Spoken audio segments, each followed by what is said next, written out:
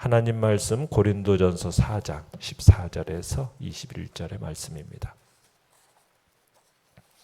고린도전서 4장 14절에서 21절의 말씀 우리 한 목소리로 같이 읽도록 하겠습니다. 고린도전서 4장 14절부터 21절입니다. 시작.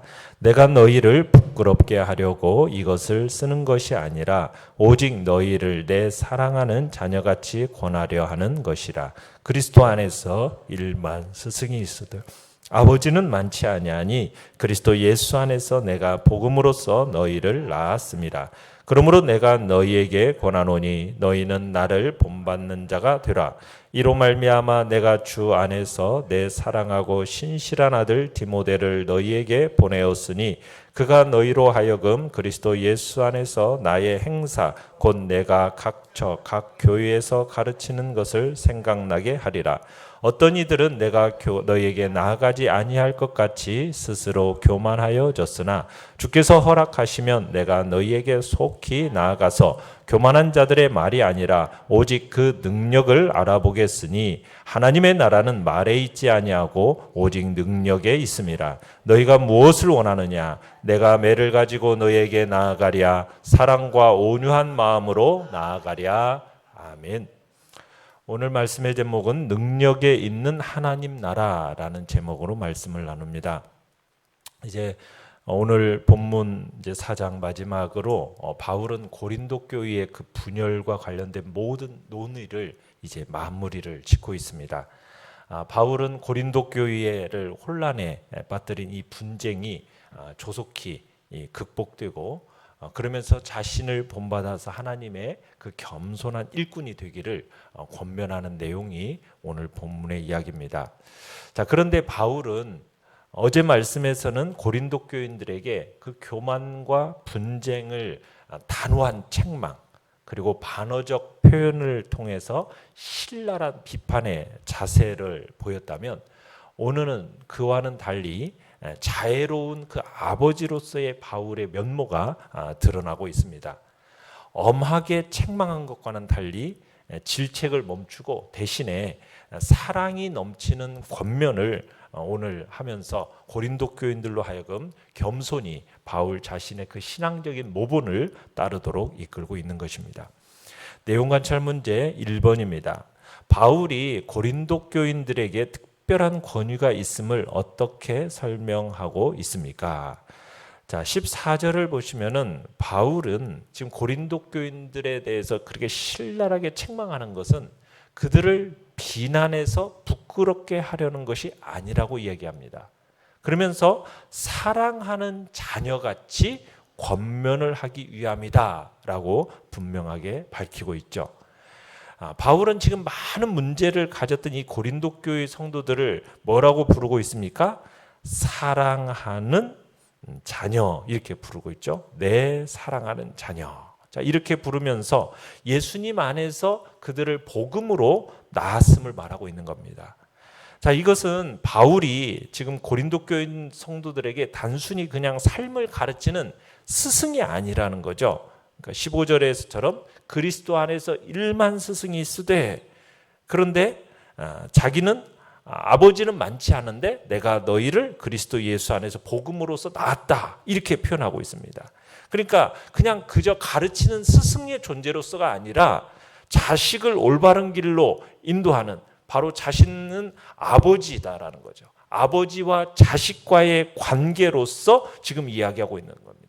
자녀를 돌보는 영적인 아버지라는 의미인 거죠. 그저 스승과 제자의 관계가 아니라는 겁니다. 아버지와 자식과의 관계인 만로서 사랑으로 지금 그들을 권면하고 있는 겁니다.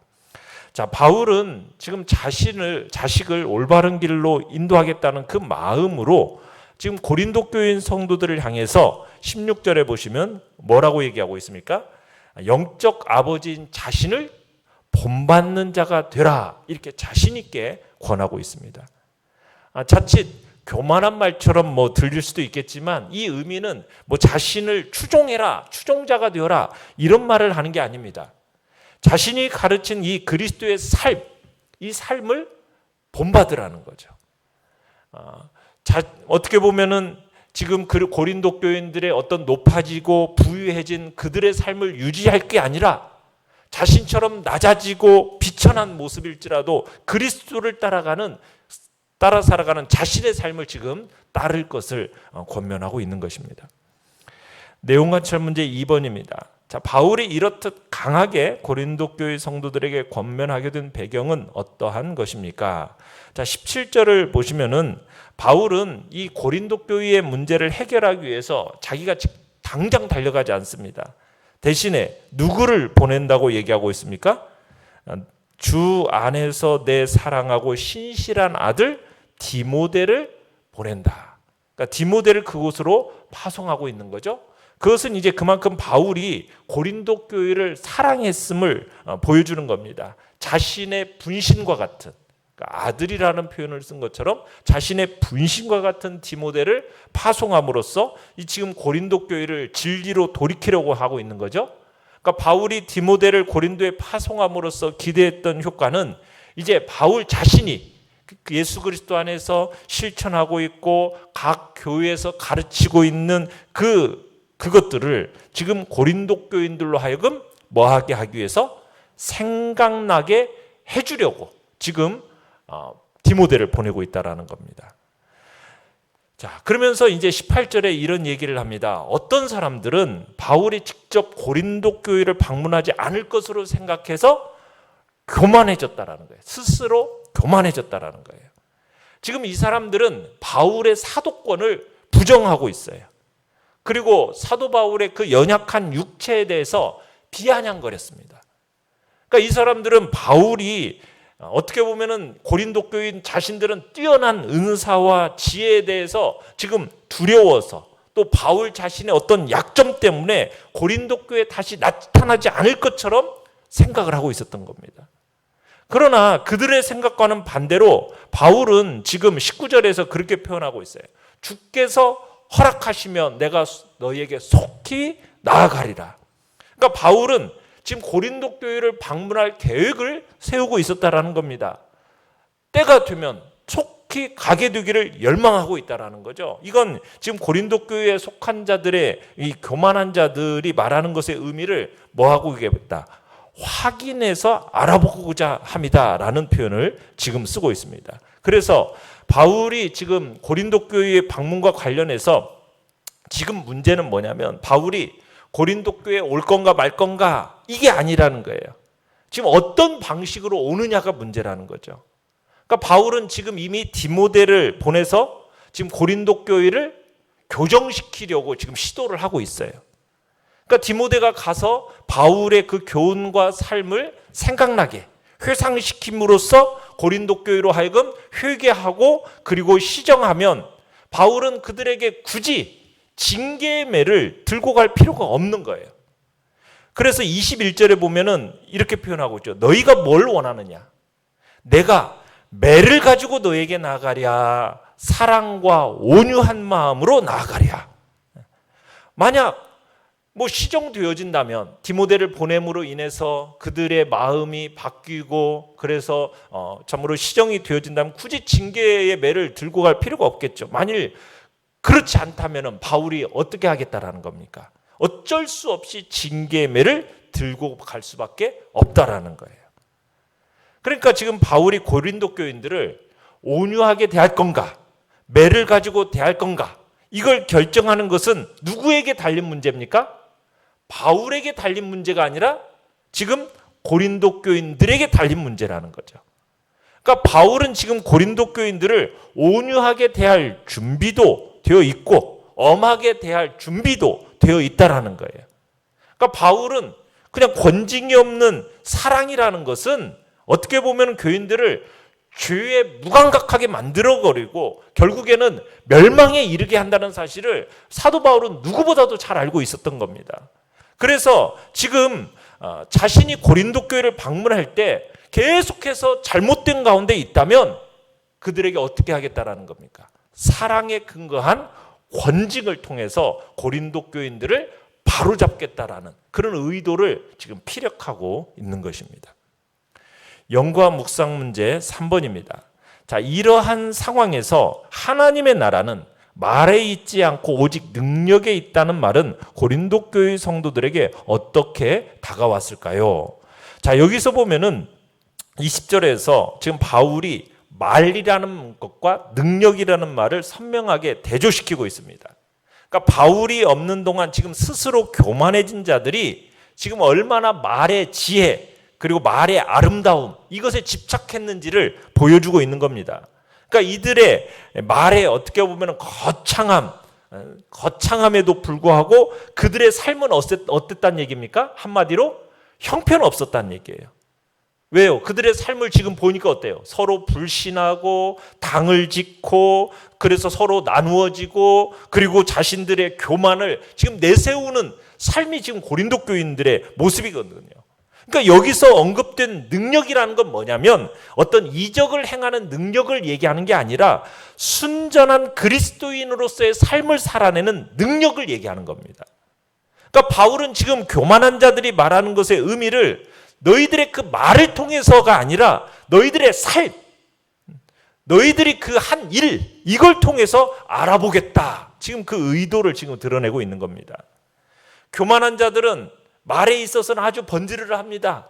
헬라 철학적인 지혜와 웅변으로 막 치장된 말을 하겠지만은 그들의 말, 그들의 설교 속에는 성령의 능력이 과연 있는가?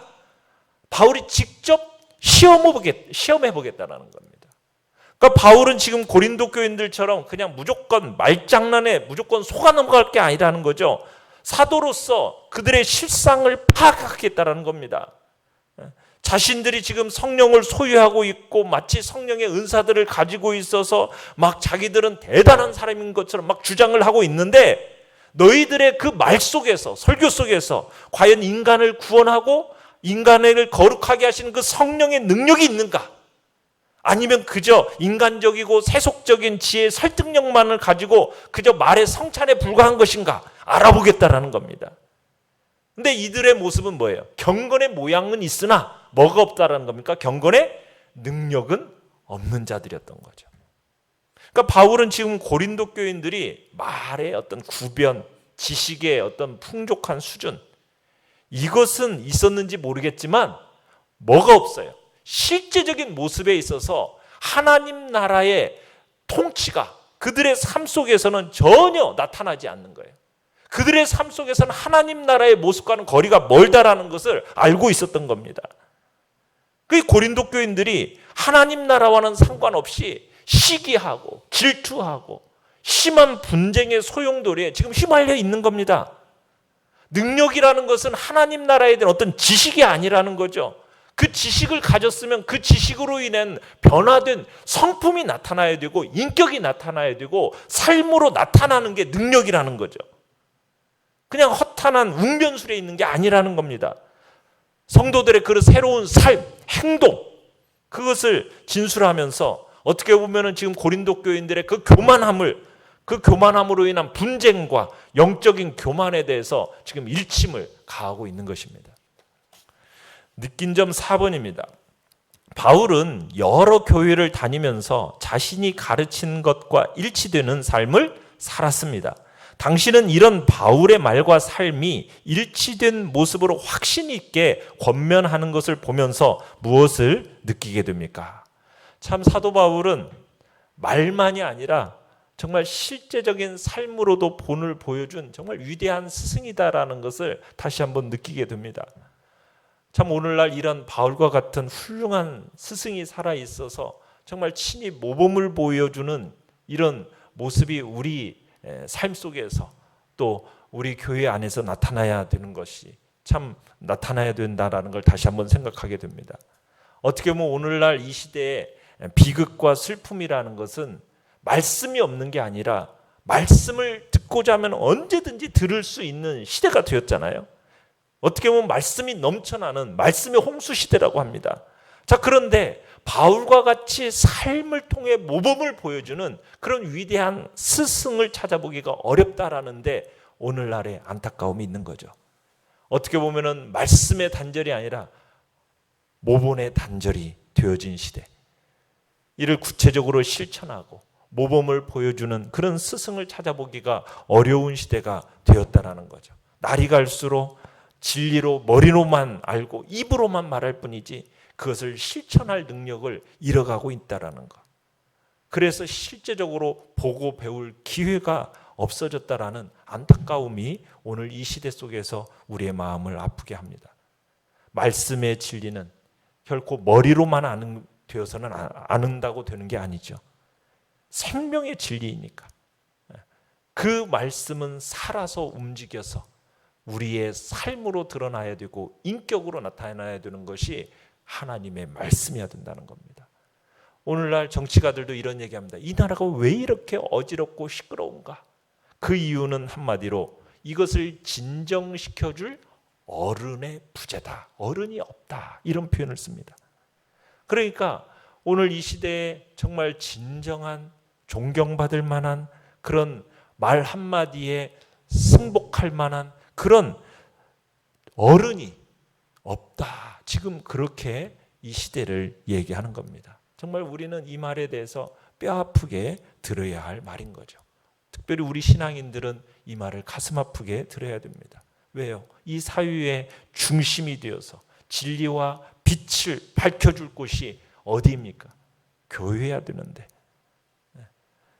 말씀이 그대로 어떻게 보면 최고의 가르침이 의미되어지는 것이 교회 아닙니까? 그런데 교회의 위상, 기독교의 위상이 정말 땅바닥에 떨어진 이유가 무엇일까?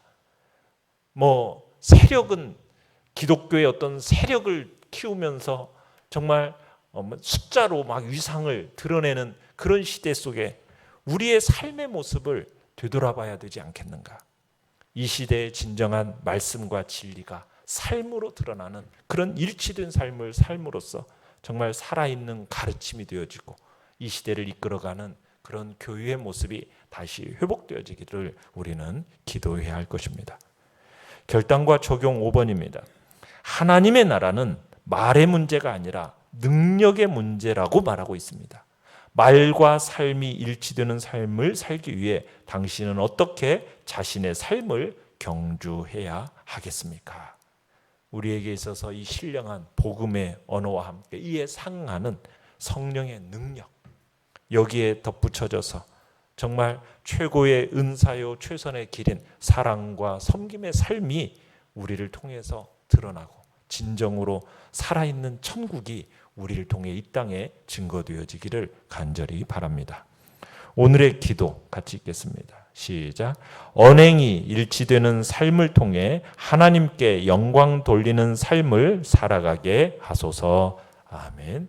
말씀을 생각하면서 기도하시고 연약한 우리의 지체들을 위해서 기도해 주시고 이 나라와 이 민족 또 우크라이나 땅을 위해서 기도하시며 하나님의 은혜의 역사가 참으로 이 민족 가운데 하나님의 영광이 주의 교육 가운데 나타나기를 소원하면서 주여 우리 세 번 부르시며 나갑니다.